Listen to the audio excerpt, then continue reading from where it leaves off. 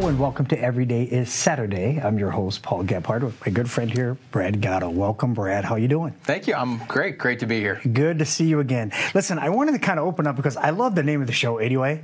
So what is the motivation behind Every Day is Saturday? Well, it's the dream of most people entering into retirement or being in retirement is this thought, maybe not the exact words they have in their head, but the picture they paint in their head is that every day is Saturday. Right, is they get this sense of, I don't have to go to work anymore. I don't have the stress of a Sunday, because everybody on Sunday, by about the first football game getting over, is like, you start thinking about tomorrow. So true. In fact, you got to go back to work. And Friday's good, but you still worked part of that day. So Saturday is really the day. Yeah. Right, and so I think that's what people envision, and that's our goal at Fiat Wealth Management is to help people get to the outcomes that they want, and creating that feeling of every day gets to be Saturday is what we're after. What a fantastic goal, is to put people in a spot where every day could be their Saturday. That's incredible stuff. I understand you, of course, to be from the Minneapolis area. That's where you're located, right? Yep. And you're a family man, of course. Yep. Tell us a little bit about your family. How did you meet your wife? High school. Really? This old thing called high school. Yeah, we not only do we meet in high school, we met at, she went to a different high school than I did, down the road, but I grew up in Iowa, where in between the towns, or not other towns, it's cornfields. That sounds like Illinois. Yeah, so she was from a town about 8 miles down the road, and in between there was another little town. My wife, I grew up in a town of about 5,000. Oh, yeah. My wife grew up in a town of 125. Big city. That's it. No, 125 people. People. Whoa. People. Post office, grain elevator, bank. We call those blink towns, right? Yeah. Well, this one I don't even think it's that big. It's a great town. Yeah. But I met her in the town in between, which I think was about 200 people. A little church there that I went to youth group, and I met her at youth group, and the rest is kind of history, as they say. She went her way, I went my way in college, but we stayed together and did the long distance thing for 4 years. Wow. Yeah. So like you said earlier, you had to polish up on the communication skills, right? Yes. Yeah. Obviously, as men, that's not our forte. No. Right. And so talking your way through a relationship for 4 years long distance was something. But it worked out extremely well. Obviously, married. I got our 16-year wedding anniversary coming up this summer. Oh, congratulations. Thank you. Got 2 boys at home that we're raising, and a dog. Can't forget about the dog. Yeah. But we live in a suburb just west of the Twin Cities. Oh, fantastic. About the size of the town I grew up in. Really, really. So we kind of get the best of both worlds. Yeah. So I got to ask you, you seem to have a passion for helping people. I mean, I've gotten to talk to you in earlier shows and in break, and what I'm always mesmerized by your analogies and the way you look at things, you take an overall objective of view. I mean, a complete objective view, in my opinion, of what it looks like to be on the other side of the table from you. Yeah. And I find that to be incredibly a strong suit of yours. Were you always that way, or was this something that you basically, that you developed over time from maybe an event in your life? I love education. I love helping people. I love educating people. And I think some of that comes from the way I was raised. When you're growing up as a kid, you don't really realize how your worldviews are shaping who you become as an adult. And not to get too personal, but parents divorced when I was young, raised by my mom primarily, and single mom, 3 kids kind of thing. Didn't have a lot. And so was kind of, at a pretty young age, fending for myself in a lot of areas. Yeah. I've had a job since I was 7 years old. Got a paper route, which I don't even know if those exist anymore, to be honest with you. That's a great question. I don't know. Do newspapers even exist? Yeah. I don't know. And I just kept getting more and more paper routes. Yeah. And by the time I was 14, I think I had 3 of them, bigger paper routes for Iowa. And just kept working. And because of all of that, I just developed kind of this passion of, I've kind of had to bootstrap my way through some of these things. I want to teach other people how to do that. Yeah. And maybe avoid some of the mistakes that I made, or find more efficient ways to do things. And I'm sure some of that's just my brain, because all of our brains tick a little bit differently. Absolutely. And so I'm sure some of it has to do with that too. But I think the combination of those things just kind of led me to this desire or passion for education. Now, I always thought it was going to be pointed towards kids. Yeah. I went to school to be in ministry, specifically with youth. And I only ended up doing that for about 18 months because I realized really quickly, as much as I love the kids, the politics and the bureaucracy that went along with the role, not a huge fan of, and stumbled into this industry and found a different way to take that passion of education and just in a different light, right, into the financial world. It wasn't something I ever planned on doing, but I love it. You know, it's interesting too, Brad, in so many ways, you're impacting still those kids. Yeah. You know? Because when you take control or help folks take control of their financial plan and provide for those futures, these kids' education, right, the legacies their families leave, I mean, it's pretty powerful stuff you're doing, right? You could argue that if the kids were sitting in the visits that I have sometimes where I'm trying to teach mom and dad how to spend their money, then maybe they wouldn't like me very much because that means there's not going to be as much left over for them.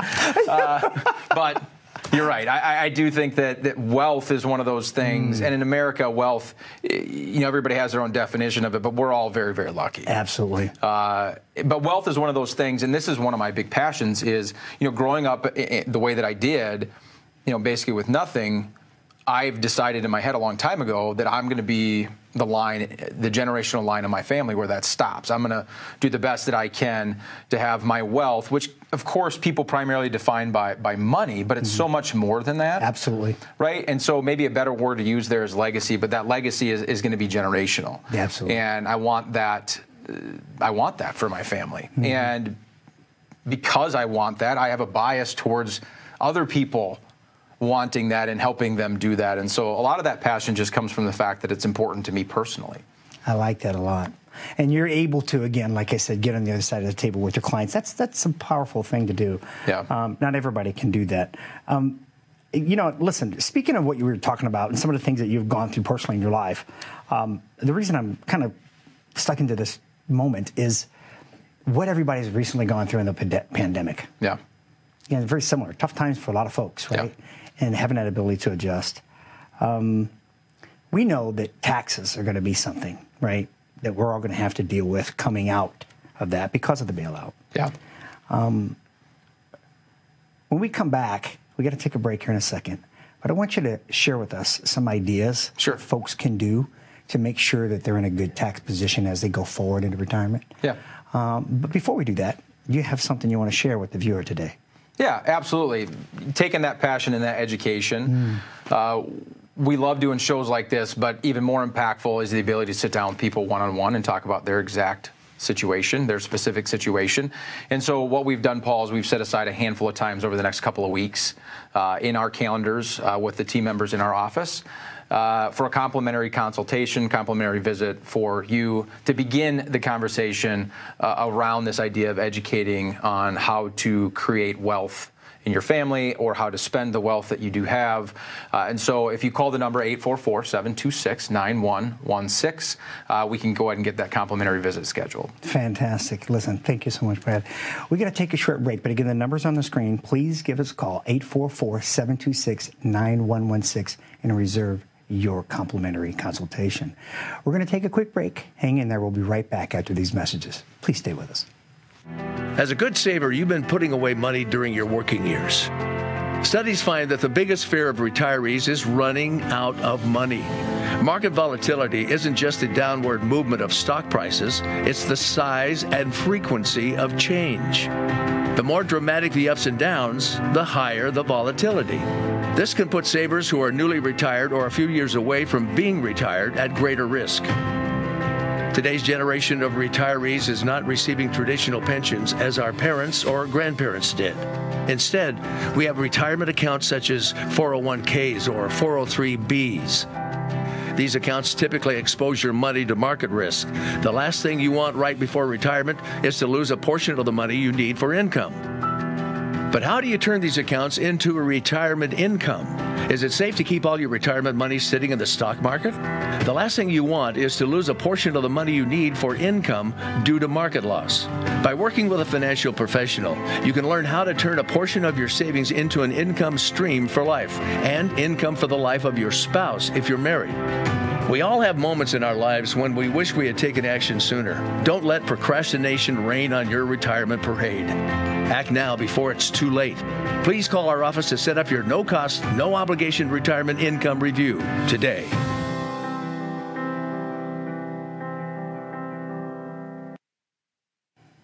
Welcome back to Every Day is Saturday. I'm your host, Paul GEBHARD, with my buddy here, Brad GOTTO. Brad, we had some fun here in the break, which we kind of often do. And that's what I think I love most about you. You got a great sense of humor. Maybe we should just air the breaks we'll just and not even. We'll do the blooper cuts and the main dig. Yeah, that's a good idea. I like it. I got to come back because we talked before. We're going to talk a little bit on taxes because I know this is a burning thing on people's minds right now. Everybody's anticipating it and wondering, okay, what do I do and when do I do it? Yeah. Because inevitably the tax bill's got to come due eventually, right, Brad? You would think, right? I mean, to this point, we've gotten away with it. Yeah. The printing presses have been turned on for 14, 15 months now. Yeah. And so far, the duct tape's staying on the car, and we're still riding down the highway pretty well. In fact, if you look at the market returns over the last 12 months, it's been amazing. That's a good point. In fact, I don't know too many people, myself included, you could have given me great odds that would have taken the bet that the market would be at where it's at today after the precipitous fall that we had last March. I mean, most people don't even realize how, the losses were severe. Mm-hmm. But in the middle of that, the whole system almost locked up. Yeah. I mean, to the point where, check my date, I think it was March 16th, the fixed income markets opened and there were no buyers, and the Federal Reserve basically had to step in and buy everything to kind of keep the confidence in the markets. And a lot of people have said that's the closest we've come to our system locking up since the Cold War. Really? And so I just would have never guessed that we would be where we're at today. Mm-hmm. And it's been great. And now here we sit, and a lot of the quarterly earnings have come out recently from some of our biggest companies, and they've been great. Yeah. And so it really, in the short term, you could make some arguments that we've got some legs left in this nice little run we've got going on.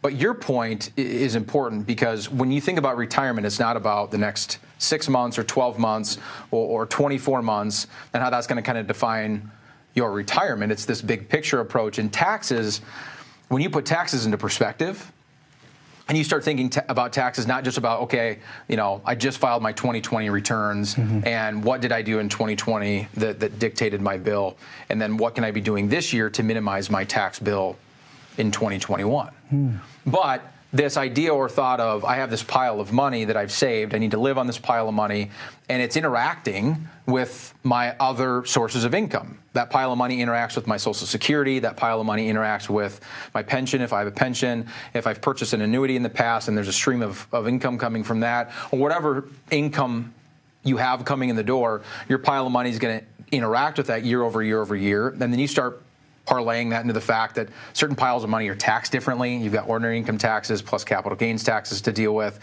Then you start thinking about, the Social Security taxation is even different. That's all based on provisional income. And so it's got its own set of rules. And then depending on what state you live in, some states tax Social Security, some don't. There's just a lot of complexity. I always tell people, if you thought it was confusing, filing that invoice with the IRS every year, i.e. your 1040 or filing your taxes, wait till you get to retirement, right? Because you have a job, maybe you're married and your spouse has a job, and so you've got two jobs intersecting, and you've got to figure all that out and figure out how efficiently to file taxes at the end of the year. And then you get to retirement, it's almost like you got 6 jobs. Yeah. Right?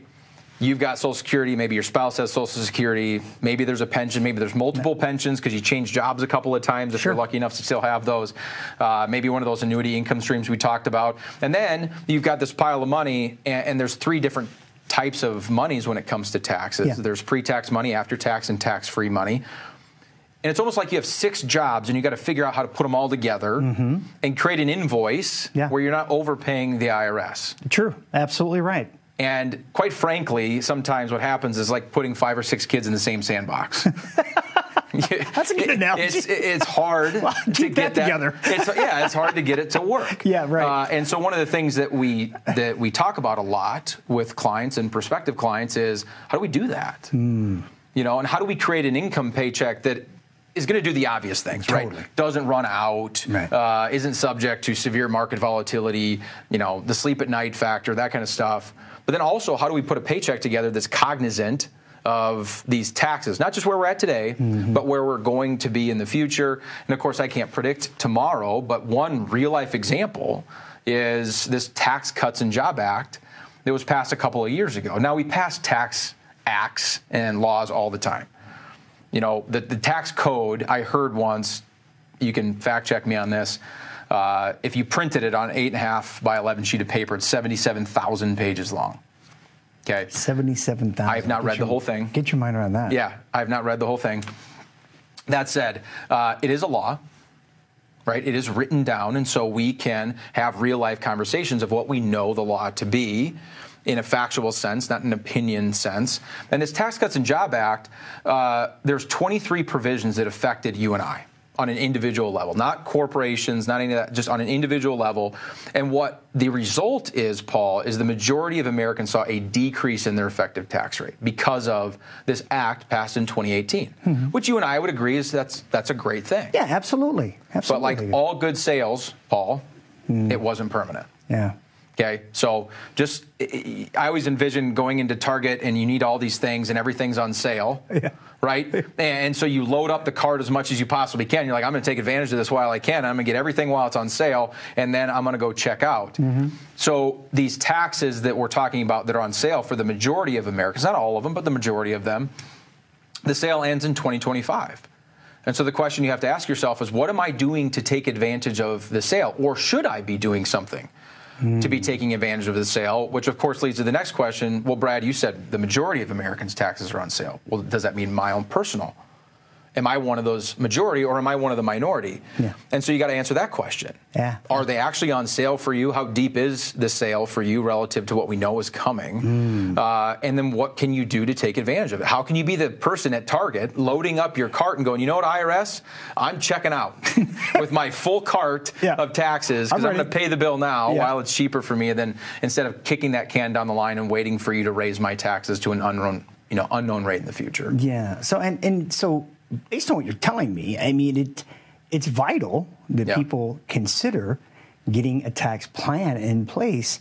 And the traditional way of thinking, well, I really can't do much about it, Brad. I mean, I see my accountant, and he files my taxes every year, and my taxes are my taxes, right? Yeah. Well, they're not, though. That's the thing. And if all you ever do is work with a CPA, if you think about it, and this isn't a knock on CPAs, they're doing their job. They're doing exactly what you asked them to do. Correct. But they look backwards. Right? Yeah. You file your 2020 taxes in 2021. That's right. All of your decisions have already been made. That's right. There's not a lot they can do. There's a couple of things, but for the most part, their hands are tied. Our job is to look forward and help you make decisions today that can minimize your overall tax impact in the next 5 years, 10 years, 20 years. Yeah. And for some people, more importantly, Paul, to the next generation. Because the last thing people want is to be overtaxed while they're alive. And as expensive as that mistake can be, it gets really or exponentially more expensive when that asset, if not set up efficiently, is passed to the kids. Or let's just be honest, the grandkids, because that's who everybody wants to leave their money to, right? That's what ends up. Yeah, it's not the kids anymore. They had to raise those little monsters, right? I gave them money. Right, exactly. I took care of you, right? It's the grandkids. So being cognizant of that is really important. Absolutely. The phone lines are going crazy. We got a few spots left, but would you please share again what you're offering the viewer? Yeah, absolutely. It's very simple. We've just set aside a handful of time slots over the next couple of weeks for a complimentary visit with a member of our team so we can answer those questions. Very simply, are my taxes on sale? We can actually quantify that. That's not an opinion. They either are or they are not, and so we can tell you. If my taxes are on sale, should I be doing anything about it? And what are some specific things I could be doing to minimize the IRS in my life? So if that sounds of interest to you, you can dial the number on the screen, 844-726-9116, and we'll go ahead and get that scheduled. Excellent stuff. We're going to take a short break, but again, pick up the phone, give them a call for your visit. Again, complimentary.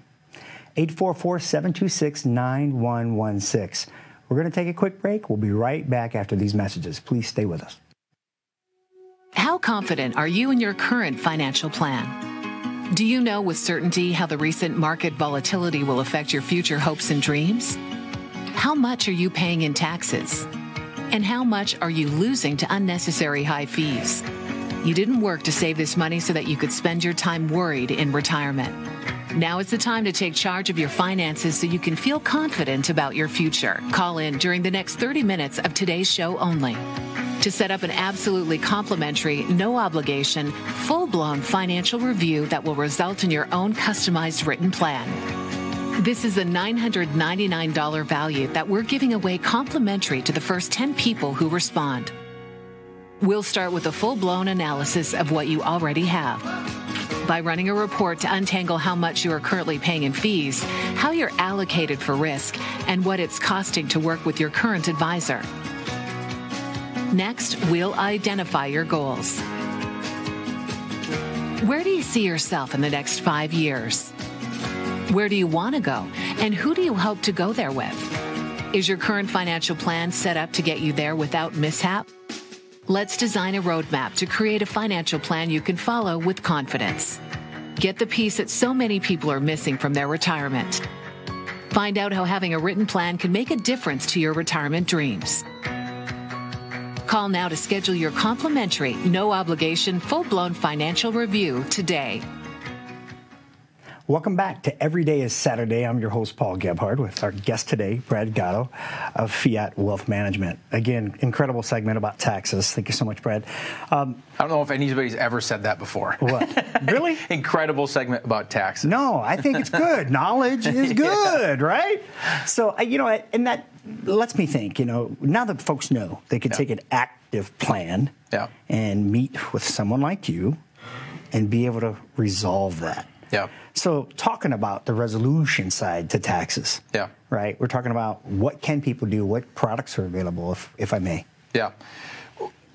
With that said, when it comes to taxes, one of the first things that we need to look at isn't just the expectation of what your 1040 is today, but project out a 1040 next year and the next year and the next year and the next year and the next year, and begin with the end in mind.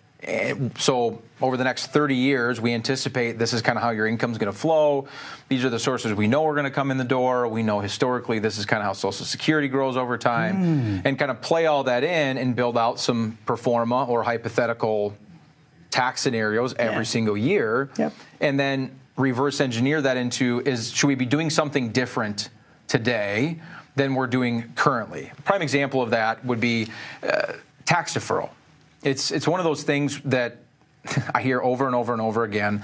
CPAs really preach it, which I understand, right? Their report card that you give them every year is how low can you get my tax bill this year?